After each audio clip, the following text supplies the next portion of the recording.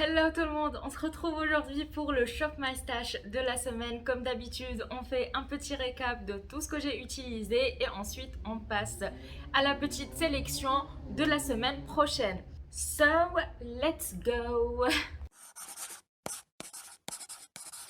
On commence par la base. J'ai choisi la Estée Lauder. C'est une base perfectrice, illumine plus fixe le teint. Alors effectivement, c'est une base lumineuse. Moi, généralement, je l'applique au niveau de mes joues et j'applique une autre base sur ma zone T, tout simplement parce que je brille au cours de la journée ici.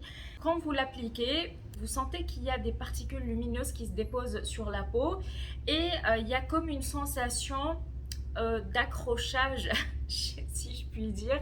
En fait, vous sentez que la matière va accrocher le fond de teint que vous avez par-dessus. Je vais la réutiliser encore et encore pour avoir un avis plus approfondi. Mais pour le moment, je n'ai pas de points négatifs à souligner. Le fond de teint de chez ELF, le Flawless Finish Foundation, que j'ai utilisé dans le crash test sur la marque ELF. Si vous ne l'avez pas regardé, je vous la mets dans le petit i.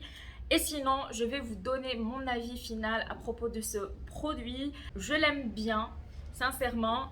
Moi, généralement, je mets 2 pompes sur mon visage. Avec 2 pompes, ça ne couvre pas mes cicatrices de boutons et tout. Mais après tout, moi, je ne cherche pas de la haute couvrance, vous voyez. C'est un fond de teint qui garde mon teint très mat pendant de longues heures. À la fin de la journée, je commence à briller légèrement, mais c'est pas énorme, c'est pas genre il faut que je refasse une petite retouche. L'anti-cerne Born This Way Sculpting Concealer, je l'adore. C'est un anti-cerne hydratant qui a une couvrance moyenne à forte. Je ne vais pas m'éterniser dessus. La poudre de chez Kiko qui ressemble à celle de chez Becca. Du coup, la Dolce Diva Fresh Feel Setting Powder en teinte transparent. C'est une poudre que j'ai adoré utiliser. Elle a cet effet un petit peu frais là quand vous la déposez sur votre peau. C'est juste rafraîchissant. C'est agréable, elle se comporte bien sur ma peau et concernant la matité, elle matifie bien. Moi je n'ai pas eu de soucis avec, en tout cas cette semaine, et avec le fond de teint de chez ELF. Voilà, je continuerai à la tester et je vous en dirai des nouvelles, mais pour le moment elle est juste parfaite et en plus je pense qu'elle est un bon dupe de la poudre de chez Becca qui n'est plus disponible pour le coup. J'ai utilisé cette semaine le Paradise Found Bronzing Powder de chez NARS. C'est celui qui est sorti l'année dernière, il me semble, en été. C'est une édition limitée, je ne sais pas si vous pouvez encore le trouver. Mais de toute façon, NARS nous sort un bronzer chaque été. Voilà, donc si vous ne le trouvez pas celui-là, vous avez l'autre qui est sorti cette année. C'est un bronzer qui a un effet, comment dire, entre la poudre et la crème. Quand vous l'appliquez, c'est comme une poudre. Et en fait, la texture dans le pan, elle est entre la poudre et la crème. La teinte est parfaite, elle n'est pas trop chaude pour l'été. Même pour l'hiver en fait. Donc voilà, j'ai pas eu de soucis et je l'aime bien. Le bronzer de chez Gucci, c'est celui que j'ai appliqué aujourd'hui. Et je dois dire que je suis fan de ce bronzer. Bon, déjà, on parle pas du packaging, mais en fait, on va parler du produit en lui-même. Il s'applique bien sur ma peau, il se fond et il a, comment dire, en fait, dès que vous mettez avec un petit coup de pinceau, hop, c'est fait, vous voyez. La teinte est juste parfaite, ni chaude, ni froide. Juste pile poil ce qu'il faut. Voilà, on passe à l'highlighter maintenant. Le highlighter de chez Martin Cosmetics, c'est la teinte Audrey. Alors, c'est un highlighter qui est très subtil pour tous les jours. Il ne marque pas mes pores, il ne marque pas mes imperfections. Bref, je pense peut-être commander un de ces jours sur le site de Martin Cosmetics parce que je n'ai qu'un rouge à lèvres et qu'un highlighter de cette marque. Vous avez remarqué peut-être la semaine dernière, mais je n'ai pas choisi de blush tout simplement parce que je voulais me focaliser sur l'un des blushs que j'ai mis dans mon Partners in Cream. Il s'agit du Fenty Beauty Cheeks Out en teinte rose et latte. Je l'ai utilisé toute la semaine. Je l'utilise après avoir poudré mon teint justement pour garder l'intensité du blush. Pardon. Il y avait l'une d'entre vous qui m'avait dit que ça ne tenait pas sur elle et donc je lui ai donné cette petite astuce, c'est de poudrer le teint ensuite de l'appliquer. J'espère que ça a bien fonctionné sur elle. En tout cas, moi c'est ce que je fais tout le temps et pour le moment je n'ai pas eu de soucis à ce niveau-là. On passe aux yeux maintenant. J'ai utilisé ces deux palettes, la bronze de chez Natasha Denona et la Lethal Cosmetics. Alors, c'est une palette que j'ai customisée moi-même. Tous les fards viennent de chez Lethal Cosmetics. J'ai acheté également la palette et c'est moi qui les a agencés comme ça. Alors, concernant la pigmentation de ces fards, ils sont pigmentés, ils sont très très poudreux par contre, il faut faire attention.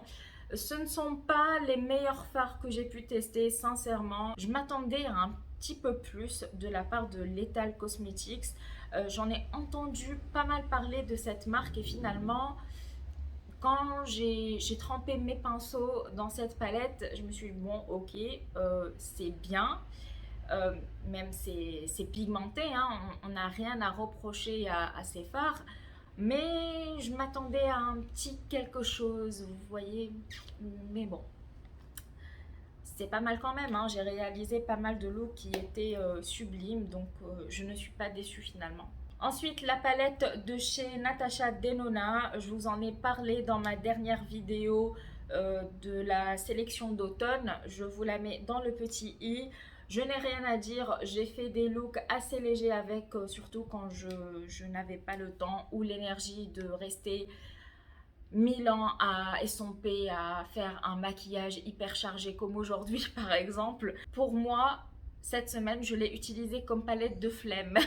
J'ai utilisé le liner de chez Yves Rocher en teinte 04. C'est un liner qui est bleu et je trouve que ces liners sont sous-estimés. Je ne sais pas pourquoi, mais personne n'en parle. Et je trouve qu'il tient super bien sur ma paupière, qui, je vous le rappelle, est une paupière grasse. Donc moi, les fards à paupières plus les crayons, les liners et tout, il faut que ça soit bien tenace pour s'accrocher à mes paupières. Il a un fini mat, il tient super bien au cours de la journée. Je n'ai pas eu de soucis, j'aime bien la teinte. Donc voilà. J'ai également utilisé le crayon de chez Deborah Milano en teinte...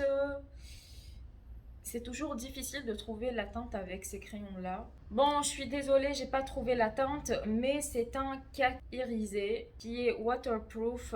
Alors, il tient bien au cours de la journée, il ne file pas. Moi, généralement, je le mets dans ma muqueuse inférieure. Le Epic Ink Liner de chez NYX, je pense que je ne vais pas en parler parce que c'est un liner que tout le monde, ou presque tout le monde adore et je valide. J'aime bien aussi la mine, elle est très très souple. Elle permet d'avoir un trait assez facilement sans en mettre... Genre, vous commencez à tracer le trait, après vous allez corriger d'un côté, après de l'autre, après vous allez vous trouver avec des yeux de panda. Et ça, on le connaît tous, hein. Pas besoin de faire semblant. Côté mascara, j'ai fini le mascara de chez Clinique, le High Impact Mascara, que je trouvais bof, c'était pas un top pour moi. Je suis revenue à mon petit amour, le Huda Beauty, le Legit Lashes. Je l'ai utilisé toute cette semaine. C'est le mascara qui va m'accompagner pendant un petit moment maintenant. Lorsque je vais changer de mascara, je vous tiendrai au courant. Mais pour le moment, je vais garder celui-ci. Ce mascara, il a tout pour me plaire, hein. Il apporte du volume, de la définition, de la longueur. Bref, tout dans un seul et même mascara. Côté lèvres, on a le rouge à lèvres de chez Martin Cosmetics en teinte Edit et un rouge à lèvres de chez Too Faced, le Melted Matte en teinte Band and Snap. J'ai porté les deux rouges à lèvres, j'ai adoré les deux. D'ailleurs, aujourd'hui, je porte celui de chez Too Faced. Hier, j'ai porté celui de chez Martin Cosmetics. J'adore les deux, je trouve qu'ils tiennent super bien. J'aime bien l'embout de Martin Cosmetics. Je trouve qu'il épouse bien les lèvres. Celui-ci tient bien au cours de la journée, même si je mange. Par contre, celui-là, alors je pense que ça concerne cette teinte parce qu'elle est plus foncée du coup. J'ai mangé tout à l'heure, j'ai eu un petit souci de tenue, mais bon, j'ai mangé un truc un petit peu gras quand même, donc on va dire que c'est tout à fait normal. Je me suis retrouvée avec la moitié du rouge à lèvres qui partait au milieu, donc c'était pas beau, il fallait faire une retouche, c'est ce que j'ai fait. Et voilà, c'était le seul point négatif à souligner aujourd'hui. Je vais me débarrasser de ces trois produits. Un crayon de chez Yves Rocher, c'est le crayon couleur végétale. J'ai beaucoup de crayons dans cette teinte et je trouve que les autres tiennent mieux sur moi. Donc c'est pour ça que je vais le donner à quelqu'un de ma famille. Ensuite, celui-ci, c'est une catastrophe. Je pense que vous l'avez déjà vu dans ma dernière vidéo Shop My Stash quand j'ai voulu prendre les produits pour cette semaine. Et le crayon s'est barré. Voilà, donc je n'ai pas pu utiliser la partie crayon. C'était tout sec, affreux. Il s'est pété tout seul, sans effort.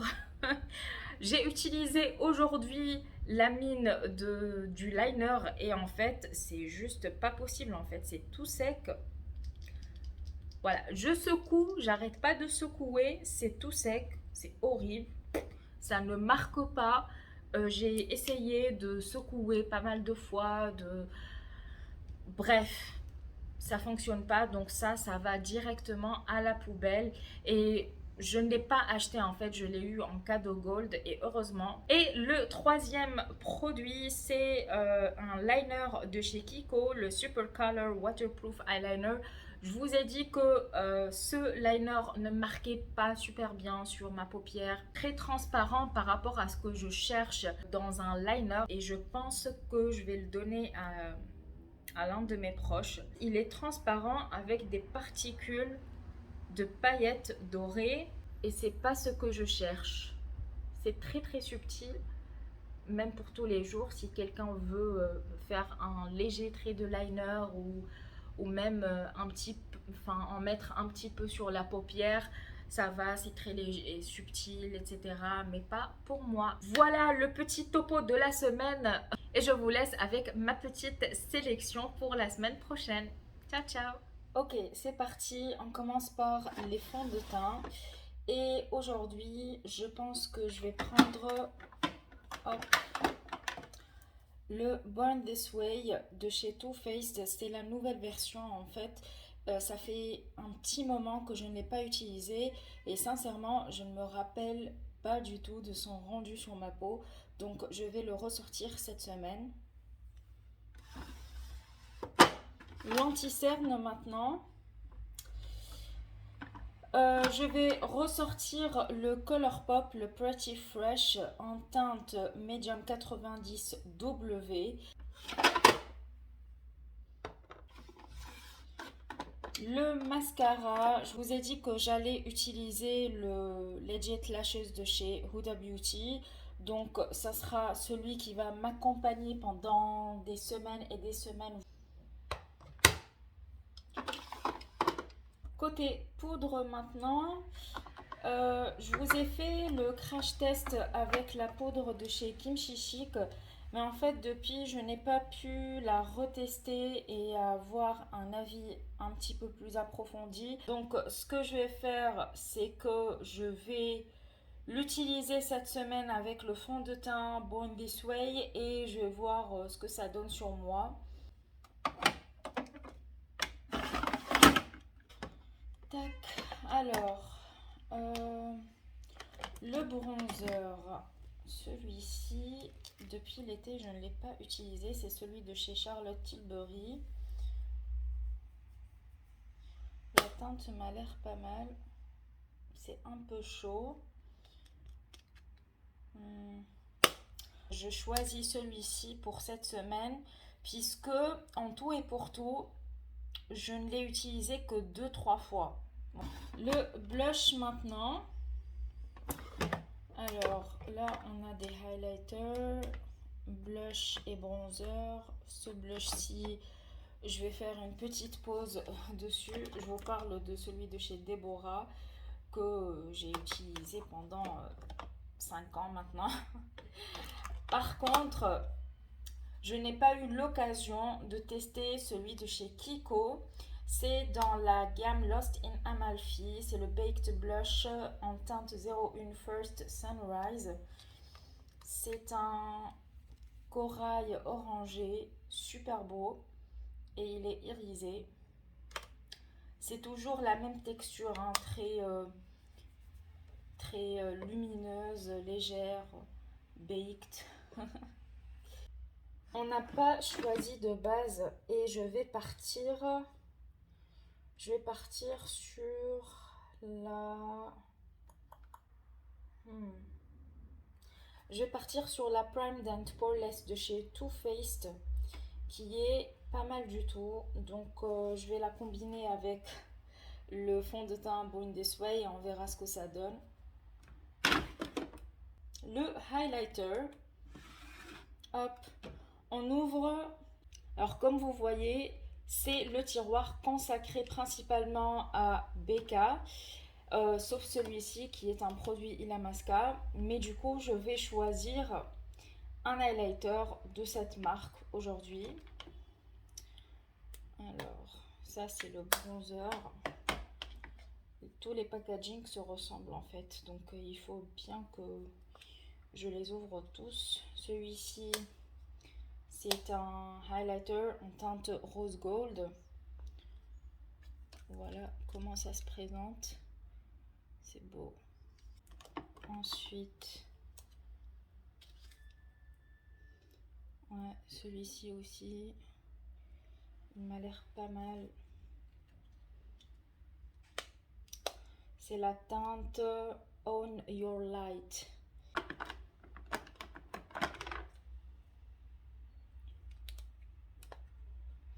Et le dernier se présente comme ceci. Il est plus clair que les autres et plus rosé. Et c'est dans la teinte Rose Quartz. Alors, moi, je pense que je vais partir sur le Rose Gold. Ouais, c'est celui-ci. C'est le premier que je vous ai montré. Hop. Je vais le swatcher, comme ça vous voyez le rendu. Voilà, la lumière. Il est magnifique. Pour le contour de mes yeux, je vais partir sur ce mini packaging de la poudre de chez BK que je dois absolument finir parce que ça fait longtemps que je l'ai et j'aimerais bien passer à autre chose. Les rouges à lèvres, c'est un petit peu difficile quand même de choisir des rouges à lèvres à chaque fois.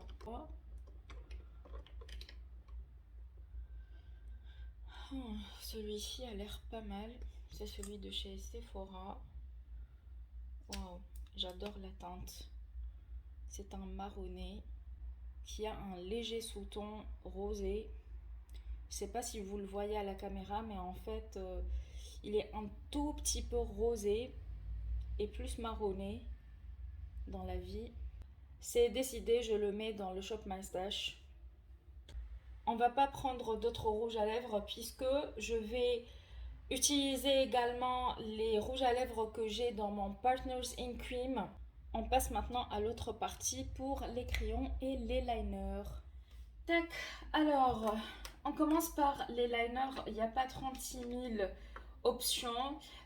Comme j'ai eu une mésaventure avec le liner de chez Tarte qui est le Burgundy que j'ai finalement jeté, je vais voir si je peux utiliser la teinte noire. Apparemment ça va, ça marque bien.